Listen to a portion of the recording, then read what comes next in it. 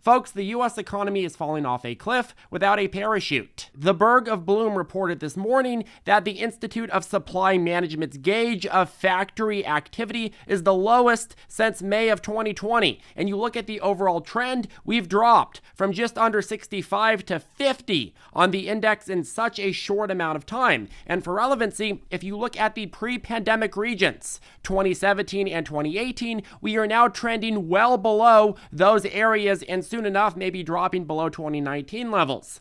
Now, why does U.S. manufacturing slow down? Why are we seeing this massive drop in production in this country? Well, because companies are seeing less and less demand, so they are ordering less and less from these manufacturers. And thus, manufacturers are responding by making less, and they're anticipating even less orders down the road. And Bloomberg reports some industry members complaining about the canceling of orders, inventories of finished goods increasing dramatically, flat business activity, and overall pullbacks in capital budgets, reducing the orders that they are seeing. AKA, we are seeing the cracks of this economy emerging rapidly. Now, of course, this is a horrible thing in terms of companies and their bottom lines, but it is a good thing for supply chains and pricing pressures moving forward. In recent months, manufacturers have seen a decline in the prices for oil, metals, and other commodities used for production. The group's measure of prices paid for raw materials fell in October for a 7th straight month, to the lowest level since May 2020, the last time costs contracted. Now remember, the Fed's mandate right now is to destroy, completely and utterly destroy demand in hopes that inflation goes down a little bit. And the less manufacturing activity, the less demand there is for these crucial raw materials and the more prices drop, which then means the faster we get to the next stage of this crisis, where you go from hyperinflation to lower inflation, still probably well above the Fed's target rate, and at the same time recession. Once we get into the deeper and undeniable recession chapter, all of a sudden you get into a new paradigm where the Fed is starting to think about pivoting. So when you start seeing these massive contractions, think that we're closer, way closer to the pivot. Now I pulled up the price points for different commodities and materials that we need in our everyday economy. You look at lumber, you had a massive increase in 2021 and early 2022, but they've come down and steadied out a lot, still averaging out higher than 2019 by quite a lot, but it is down. Cotton has also fallen off a cliff. Aluminum is down a lot. Iron ore is down a lot. That means that sword prices are going to be lower, which is going to be very, very important in this new economy that we're heading into. But then you go and you take a gander at certain crucial food components like corn, feeder cattle, live cattle, covfefe coffee, wheat, sugar. Most of these are down a bit, but they are being a lot more stubborn.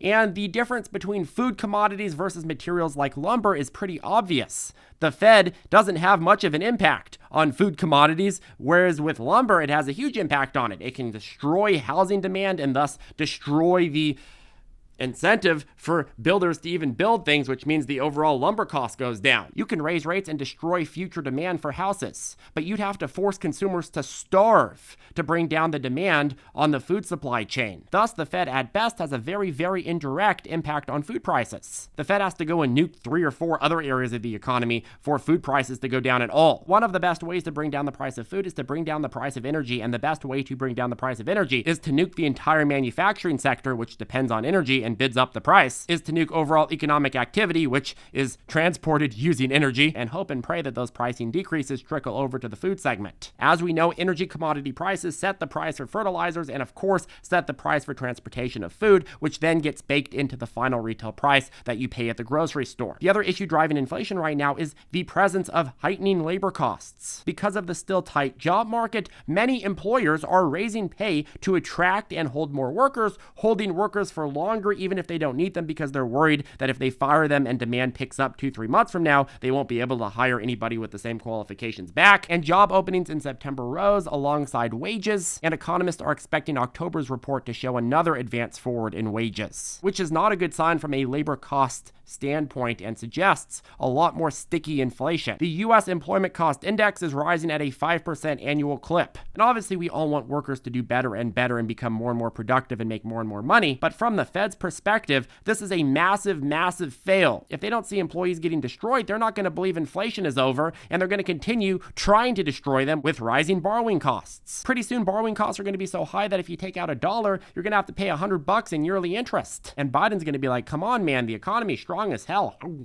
Fact of the matter is, folks, that if labor costs are going up, that means that this inflation battle is prolonged. Folks, the Fed has two simple mandates: to promote price stability, to promote maximum employment, and a third unofficial one is to promote and induce widespread hemorrhoids in the American population, which of course is just an inevitable result of the financial constipation that the Fed causes. Quite frankly, the lower this unemployment is, the more firepower that the Fed has to unleash in order to promote its price stability goal. And it's also true that at the same time, keep in mind that this unemployment rate that they look at is very, very misleading in and of itself. If somebody looks at this, they might be fooled into believing that all the jobs here are equal in quality. In reality, this rate does not. It does not discriminate between full-time and part-time jobs or temporary or long-term jobs, or if employers have a job that matches their skill set and full earning capacity. If you have a surgeon working at a minimum wage job, well, if they can't find a job as a surgeon, this unemployment rate does not take that into consideration. Even if every single person in this economy was working a suboptimal job and was very unproductive at it, the unemployment rate would still be virtually zero. But that doesn't actually say anything about the health of the economy. You have to look at a lot of different factors, not just this one static rate, which is very much curved in favor of the government and policymakers.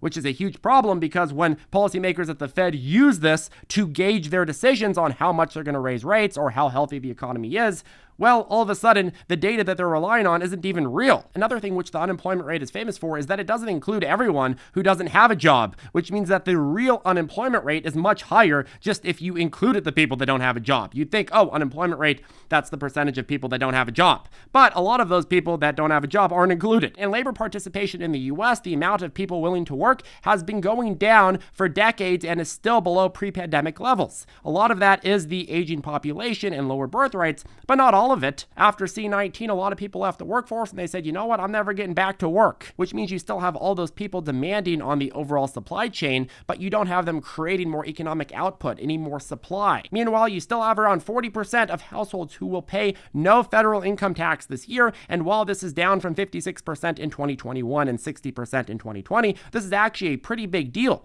What does this mean? Well, it implies that despite the incredibly low unemployment rate, a lot of households aren't even earning enough to get into the tax bracket where they pay federal income taxes. And these are entire households. And so if you're saying, oh, this economy is so great, why is it that 40% of these households don't even qualify to pay federal income taxes? That doesn't sound like a very sustainable system. But now all of these households that are earning very, very little because they haven't even gotten to the tax bracket to pay federal income taxes, well, they are now getting crushed by 4-decade high inflation. And inflation is having a very, very sizable impact on the consumer behavior of your average consumer right now. According to a survey by online financial advisor Personal Capital, they said 1 in 5 Americans doubted whether they would have enough money to cover the cost of Thanksgiving this year. Oh, I know what we can give thanks for this year: $300 bird meat. Apparently, Gen Z is going to swap turkey for soup, salad, and pizza. Imagine that, pizza for Thanksgiving, although that too might not even last for long. Next year, pizza will cost you $25K a slice, and you'll have to pay a reverse windfall tax to pay for your neighbor Susan's basket weaving degree. But realistically here, a spiraling recession starts. It starts with consumers starting to make different decisions on what they purchase. And when you start seeing that in food, that means you're heading for a pretty bad environment. Let's see how long the Fed is going to be able to hold this trajectory. Now, I want to go ahead and move over to forward earnings estimates on the S&P 500 for 2023. So as you know, analysts make estimates throughout the year for future periods of time, and that's part of how they base their equity allocation decisions. This here is a chart for consensus earnings estimates for 2023, and you could see that analysts got more bullish on 2023 all the way up to about late March 2022 and April 2022, which is when the Fed really started hawking up. And since then, earnings estimates for the next year have just been falling off a cliff, and it's not super complicated to see why. Throughout this entire period, the Fed has gotten more and more restrictive, and reported earnings have been of companies complaining more and more about the macro situation. And this is where the consensus is right now. Where do you think the consensus is going to be adjusted down as we go into the next couple of months and actually into 2023? But then you look at the Deutsche Bank forecast, it's way down here. Why? What do the Germans know that we don't? Well, they know how to make better pretzels. That's a big thing. But also, it's fairly obvious. Deutsche Bank was the only one that really adjusted to factor in the current trajectory. If you really break down this chart, the consensus estimate for 2023 is still higher now than they were forecasting a year and a half ago for 2023. A year and a half ago, the Fed's policy trajectory looked a lot less restrictive, if at all restrictive, yet the average analyst in the consensus still thinks that we're going to be growing at a rapid pace. The analyst industry is still factoring in a soft landing or really no need for landing at all. And Deutsche Bank is saying, we don't believe that. We believe that when you go and you tighten at a rate that you haven't seen in 4 decades, with inflation that's at 4-decade highs, with all these other macro problems, well, that's going to be worse. That's going to be worse for the consumer, and that's going to be worse for businesses that sell things to the consumer. Most analysts right now are saying, hey, you're going to have just a shallow little pansy recession, nothing to worry about, nothing. And Deutsche Bank saying, wait, why would you think that? The macro situation is worse than we've seen in 4 decades. And the fact that the consensus is that earnings aren't going to adjust that much, well, that means that there's a lot of shock and awe that's going to happen when earnings do start dropping dramatically. What are some reasons that analysts at big firms wouldn't want to adjust earnings down very, very quickly?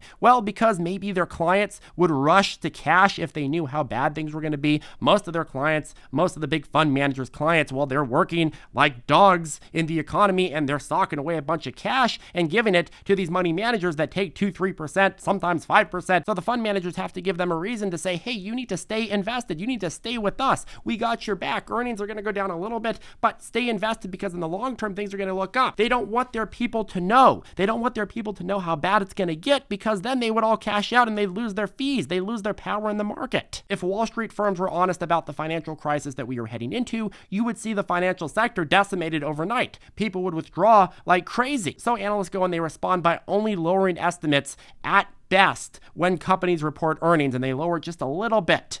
If they lower it a lot, people panic, people sell, they lose their fees. Now, heading into tomorrow's FOMC meeting, we highlighted 4 outcomes that we see as the most likely. But to simplify this even further, you look at the most recent expected Fed futures rate trajectory implied by traders in the derivatives marketa. It's projecting a terminal rate in early 2023 topping out at 5% and then dropping down. This has heightened substantially from September 28th and leaps and bounds from June 30th and January 3rd. So a simple way to forecast how markets are going to react tomorrow and through the end of the week is whether or not the Fed indicates that this trajectory is heightened further. If it goes up, you've got a sell-off. If it dips, you've got a green light for equities to go back up. So pay very, very close attention to how the Fed guides markets tomorrow. Anyways, folks, I hope this video provided you with some value and you are more informed on this current market condition. Let us know if you have any questions or concerns down below. If you have any tickers you'd like us to cover, comment down below. Make sure to hit that ravishing like button and always subscribe. If you want to get up to 15 free stocks with our partner Moomoo, I will put a link to them down below. If you want to join us for lifetime access to our step-by-step lessons, private chat, daily morning briefings, and full price target list, I will put a link to ZipTrader down below as well. Have a good rest of your day, folks, and we will see you tomorrow.